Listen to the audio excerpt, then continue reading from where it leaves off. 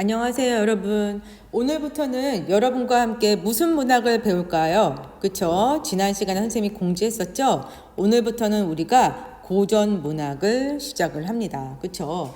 선생님, 고전 문학 재미없지 않나요? 고전 문학을 갖고 있는 첫 번째 편견. 재미없다, 노잼이다, 재미없음이라고 하는데 사람 사는 건 다 똑같습니다, 여러분. 옛날이나 지금이나 똑같아요. 이 작품에서도 지금 현대인들이 즐겨 먹는 음식도 있고 또 즐겨서 사용하는 언어 같은 거, 행동 같은 거 다 똑같아요. 그렇죠? 사람 사는 거 똑같다. 사람 사는 거 똑같다. 지금하고 한번 현실과 비교를 한번 해보면 재밌어요. 그렇게 지루하지 않으니까. 첫 번째 편견 우리 한번 깨보도록 합시다. 두 번째, 고전 문학은 어렵다.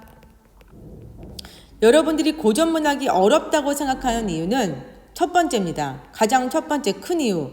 뭐가 많이 쓰여 있기 때문이다. 맞아요. 한자어가 많이 써 있어요. 뭐보다?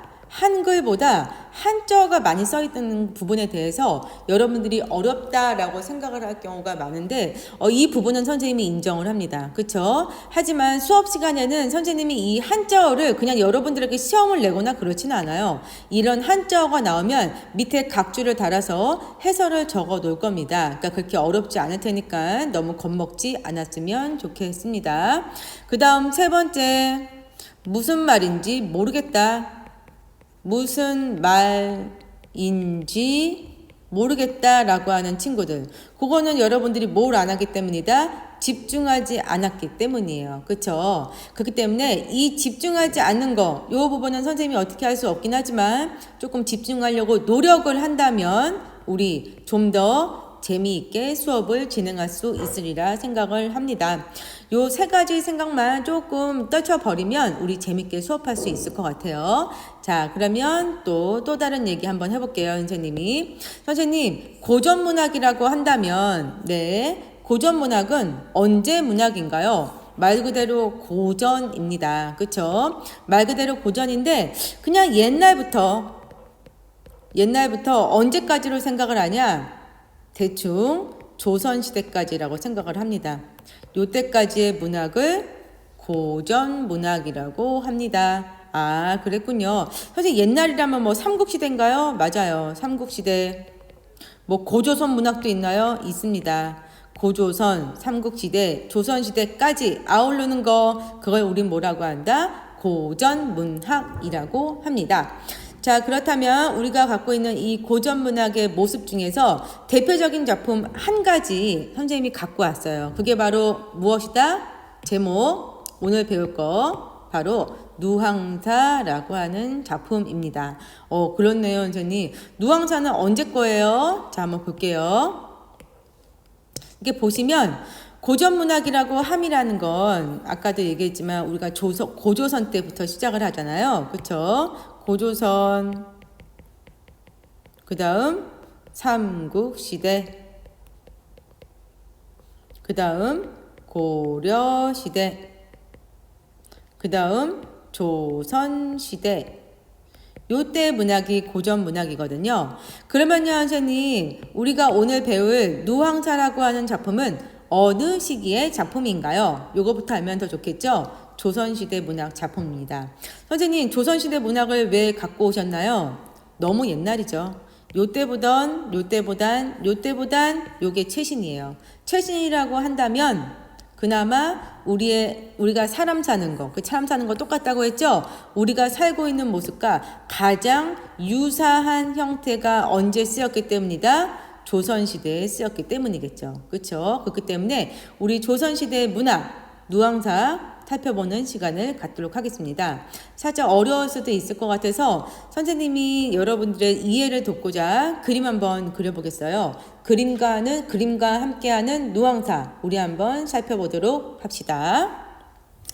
그 전에 그거에 앞서서 우리가 좀 알아둬야 될 게 있어요. 그게 바로 뭐냐? 조선시대의 모습에 대해서 조금 알아둘 필요가 있습니다. 우리나라 조선시대 때 조선시대 뭐 500년 이런 게 있잖아요. 우리나라는 한 번도 그렇게 행복하고 잘 산 적이 없어요. 계속 전쟁을 일으킵니다.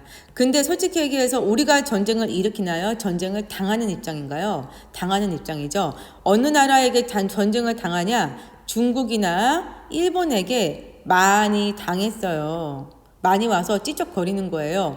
뭐 한국이라는 나라 굉장히 조그마니까 요 나라 어떻게 하면 좀 자기네들이 어떻게 데리고 갈 수 있지 않을까, 침략할 수 있지 않을까 하면서 수시로 전쟁을 많이 일으킵니다.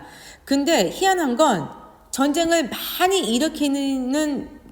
일으키지만 한 번도 조선이라는 나라를 먹어본 적이 없는 거예요. 그래서 굉장히 특이하게 생각했던 것 같아요. 옛날부터 이 조선이라는 나라 이렇게 조그맣고 새끼손톱만한 나라인데, 그렇죠? 정말 중국에 비해서 조선은 정말 새끼손톱만큼 정말 작은 나라예요. 일본에 비해서도 굉장히 작은 나라죠.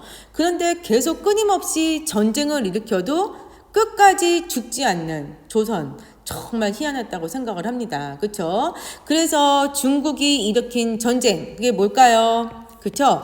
중국이 일으킨 병자호란. 그 다음에 일본이 일으킨 임진왜란.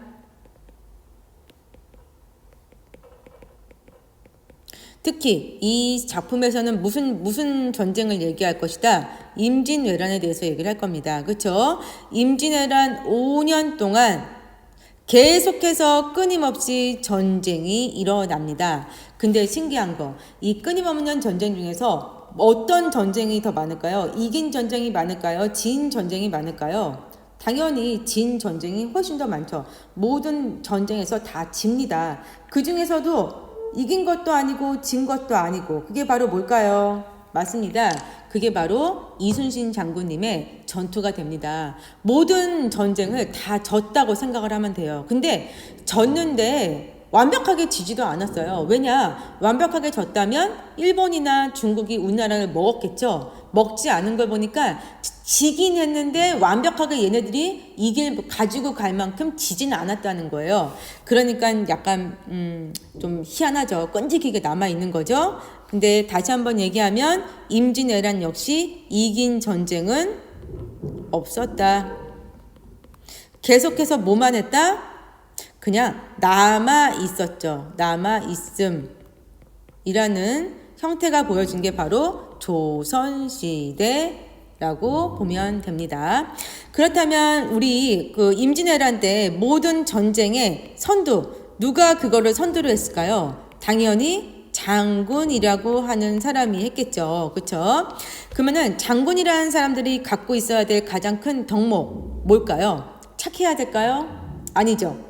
의리가 있어야 될까요? 그건 맞죠. 의리가 있어야 되고, 옛날 장군들은 직접 나가서 전쟁을 하잖아요. 그러니까 어떻게 될까요? 맞아요. 힘이 세야 돼요. 힘이 세려면은 나이가 젊어야 될까요? 늙어야 될까요? 그렇죠. 물론 나이가 드신 분 중에서도 힘센 분들이 계시지만 일반적으로는 어때야 된다? 젊음이 유지되었을 때 우리는 뭘 할 수 있다? 맞습니다. 장군을 할 수 있게 되는 겁니다. 아, 그랬군요. 그렇죠? 그렇다면 우리가 생각했을 때 어떤 느낌이 드냐? 장군이 되기 위해선 의리가 있고 힘도 있고 젊음이 있어야 된다. 선생님, 이 얘기를 왜 하시는 건가요? 선생님이 이 얘기를 하는 이유, 바로 그 이유는 이 작품, 누황사라고 하는 이 작품을 지은 누가? 박인로라고 하는 이 작가 있죠? 이 작가가 바로 누구기 때문이다? 맞습니다. 박인로라는 사람이 바로 장군이기 때문이에요. 선생님, 그럼요, 박인로는요, 무슨 장군이었어요?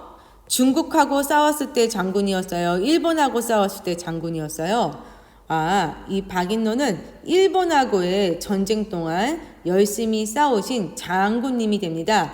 임진왜란 5년 동안 전쟁을 하셨어요. 아까도 얘기했죠. 우리나라 사람들 임진왜란에서 한 번도 이긴 적 없다고요. 그렇죠? 그렇다면 이겼지는 않았지만 졌지만 끝까지 죽지는 않으셨어요.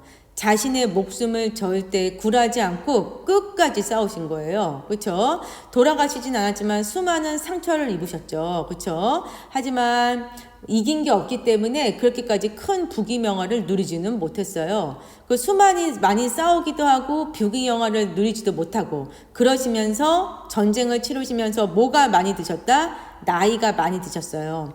그러니까 이제 전쟁을 하기 위해서 아까 얘기했듯이 의리가 있어야 되고 힘이 있어야 되고 젊음이 있어야 되는데 나이가 되다 보니까 우리 장군을 계속 할 수 있었을까요? 없었을까요? 할 수 없었겠죠. 그러니까 우리의 장군님, 박인로님 더 이상 할 수 없으니까 어떻게 했을까요?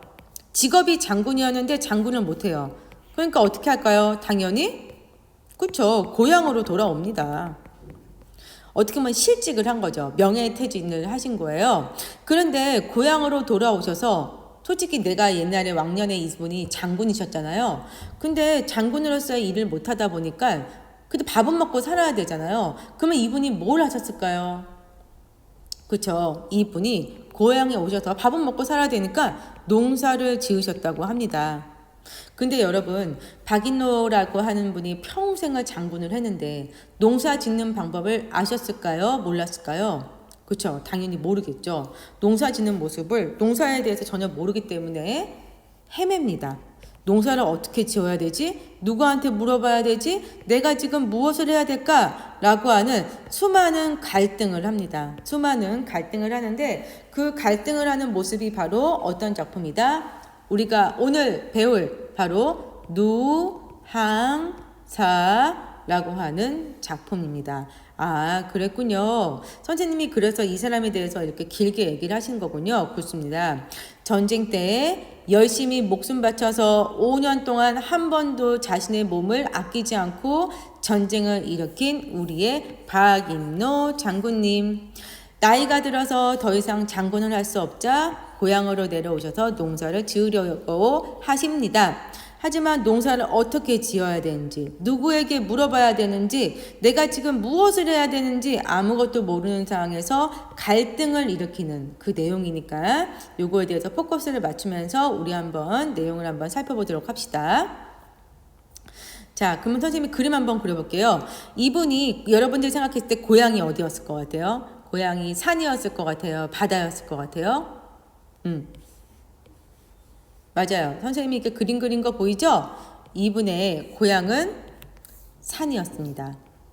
산에서 이렇게 집을 지으셨는데 의리번쩍한 주택은 못 지으셨을 것 같아요. 이분은 무슨 집을 지으셨다? 맞습니다.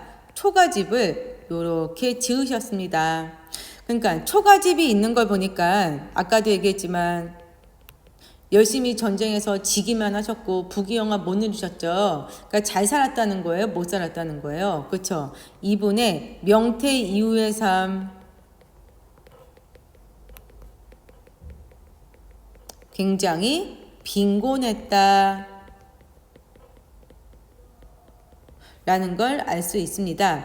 자, 초가집에서 이분이 뭐 배가 고프고 하다 보니까 뭐를 드셨을까요? 당연히 밥을 해 드셔야 되는데 여러분 이 사람 분위기상 이렇게 가난한데 밥 같은 거 먹을 수 있었을 것 같아요? 없었을 것 같아요?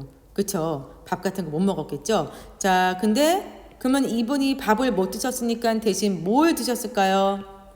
그쵸? 밥하고 비슷한 거. 그쵸? 이분이 뭘 만드셨냐? 죽을 만드셨습니다. 아셨죠? 자, 그러면 이분은 어떤 표정으로 시골에서 자신의 노년, 명태 위의 삶을 살았을까요? 힘드셨겠죠. 우선 머리카락도 좀 빠져가지고 머리카락에 비녀 같은 거 있잖아. 이런 거 머리를 이렇게 묶는 거 비녀까지는 아니겠지만 이렇게 묶는 끈도 별로 없었을 것 같아요. 머리를 이겨내지 못했을 것 같고 머리도 좀 지저분하셨을 것 같아요.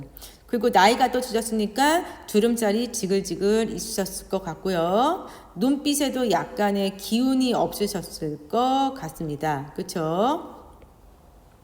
뭔가 좀 기운도 없고 많이 드시지 못했을 것 같아요. 그렇죠, 여러분? 많이 못 드셨으니까 얼굴도 홀쭉해지셨을 것 같고 입술도 약간 삐죽하셨을 것 같아요. 그렇죠? 그 다음 수염도 이렇게 나셨을 것 같고요. 이렇게 면도 하셨을 것 같아요? 면도 안 하셨을 것 같아요?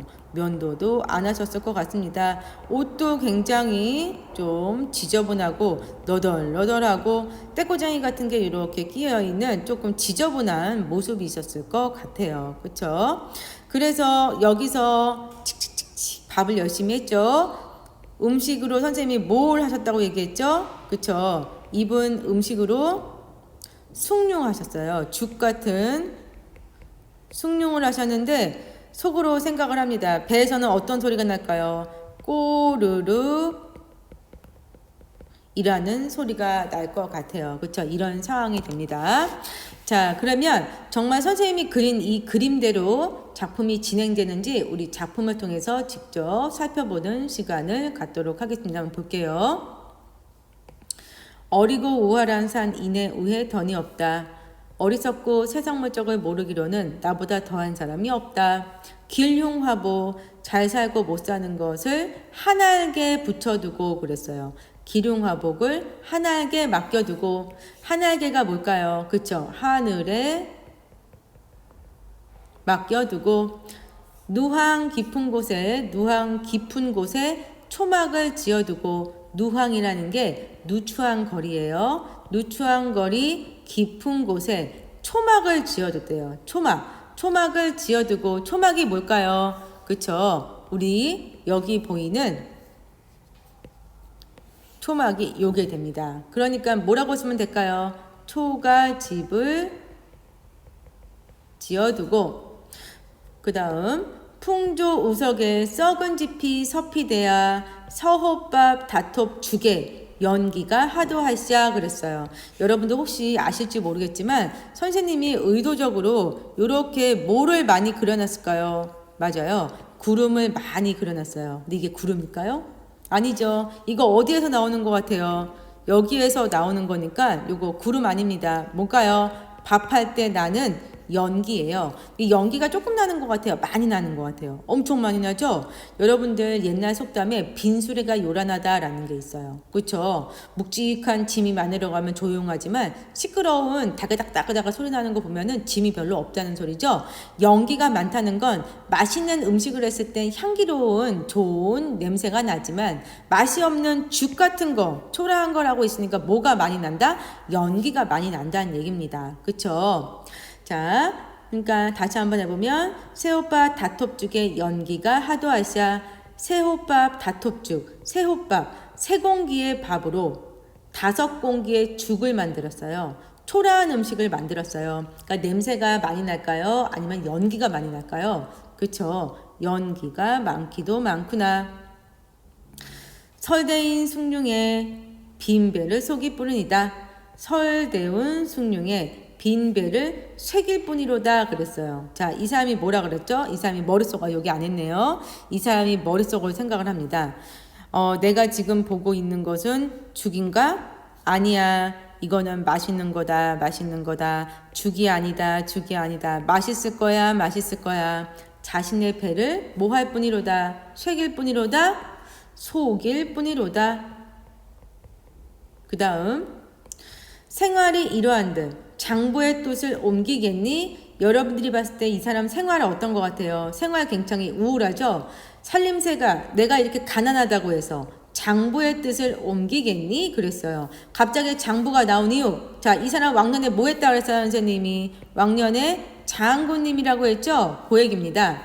생활이 내가 이렇게 가난하다고 하더라도 장부, 대장부의 뜻을 옮기겠느냐? 그랬어요. 그러니까 대장부는 바로 뭐다? 장군입니다. 장군의 뜻을 옮기겠니? 라고 하는 거겠죠. 안빈 낙도, 안빈 일념을 적을망정 품고 있어. 수위로 살려하니 날조차 저하구나. 안빈 낙도, 가난하지만 행복하게 살겠다는 마음을 갖고 있을 망정 옳은 일을 쫓아하려고 하니 뜻대로 되지가 않는구나. 자, 그 다음 볼게요.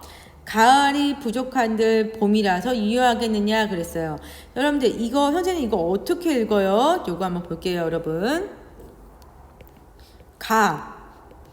알이라 그랬어요. 선생님 이게 뭐라고요? 자, 여러분들 요렇게 써 있는 거는 뭐로 발음하면 된다? 아로 발음을 하면 됩니다. 근데 이 글씨가 첫 글자에 나오면 아고요. 이 글자가 두 번째에 나오면 의가 됩니다. 우리 한번 여기다가 대입을 한번 해볼까요? 선생님이 첫 번째 아는 아라, 첫 번째 이거는 아라 그랬죠? 아. 선생님이 두 번째로 만약에 이게 나오면 의라 그랬죠? 을입니다. 그러니까 뭘까요? 그렇습니다. 가을이란 뜻이죠. 가을이 부족하거든 봄이라서 유효하며 야 가을이 부족한데 봄이라고 여유가 있겠니? 주머니가 비었는데 병이라고 잠겨 있겠느냐? 그렇죠. 주머니가 탈탈탈탈 아무것도 없는데 뭐가 있겠니? 아무것도 없다. 빈곤한 인생 천지간의 나뿐이겠다. 빈곤, 가난한 인생 천지간의 나뿐밖에 없다. 세상에서 가난한 사람은 나밖에 없다 라고 하는 그런 내용이 됩니다. 어때요 여러분? 오늘 이것이 첫 번째 누앙사 작품의 시간으로 볼 수 있을 것 같습니다. 처음이어서 약간 낯설기도 하고 어렵기도 하겠지만 조금만 더 우리가 힘을 낸다면 그렇게 어렵지 않게 잘 할 수 있으리라고 생각을 합니다. 오늘도 수고 많으셨고요. 다음 시간 계속해서 누앙사 만나보도록 하겠습니다. 오늘도 수고 많았어요.